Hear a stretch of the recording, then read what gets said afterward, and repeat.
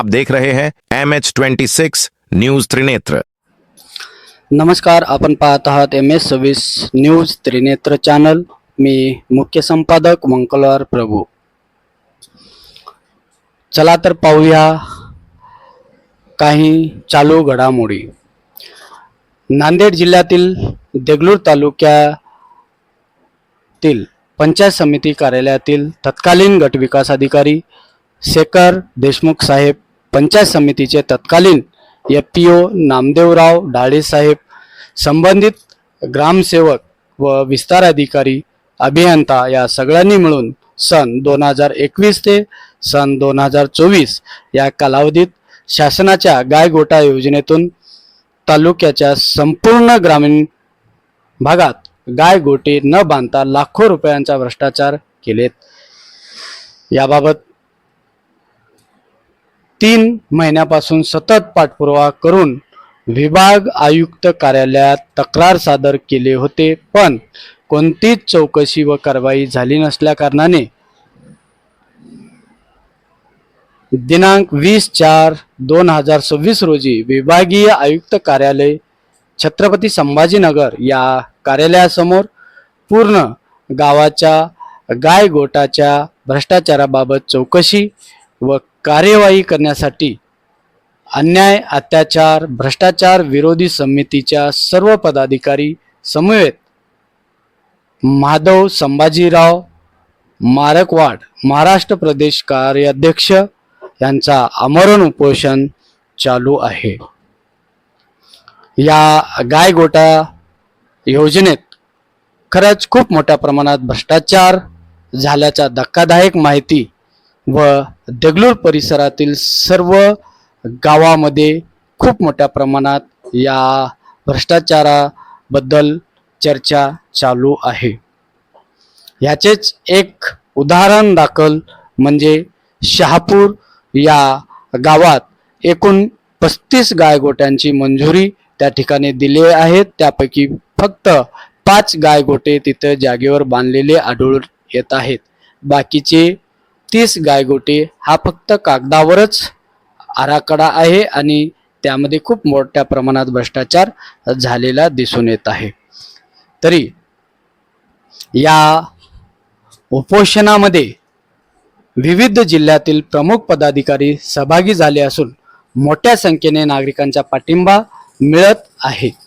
या उपोषणामध्ये संस्थापक अध्यक्ष सौदागर मोहम्मद रफी, प्रदेश कार्याध्यक्ष माधव मारकवाड नांदेड, परभणी जिल्ह्यातून मारुतीराव ढाळे, जालना जिल्ह्यातून राम राठोड, पिराजी गायकवाड, छत्रपती संभाजीनगर जिल्हा अध्यक्ष शेख सलमान, जिल्हा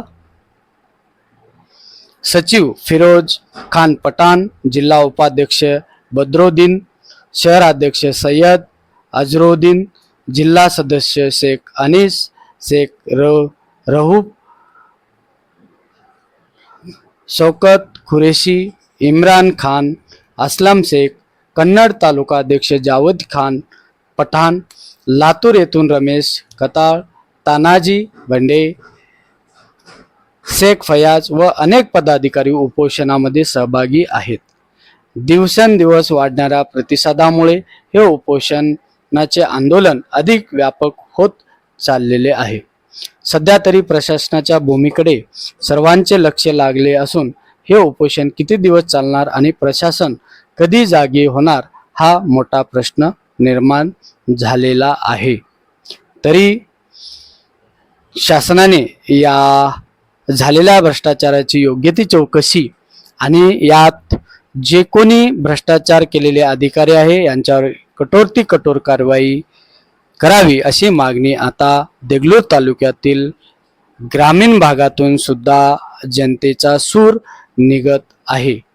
या चॅनलच्या माध्यमातून आपण ही जे काही भ्रष्टाचार या ठिकाणी देगलूर पंचायत समितीच्या कार्यालयातून होताना दिसत आहे, खरंच यातून असे प्रश्न उद्भवत आहेत की देगलूर तालुक्यातील पंचायत समिती हा भ्रष्टाचाराचा एक मोठा अड्डा बनलेला आहे का, किंवा त्या ठिकाणी कोणतेही कामं करून घेण्यासाठी सर्वसामान्य जनतेला टेबलाखालून पैसा दिला तरच तेथे कामं होतात, अशी सुद्धा सूर आता जनतेतून स्पष्टपणे निघत आहेत.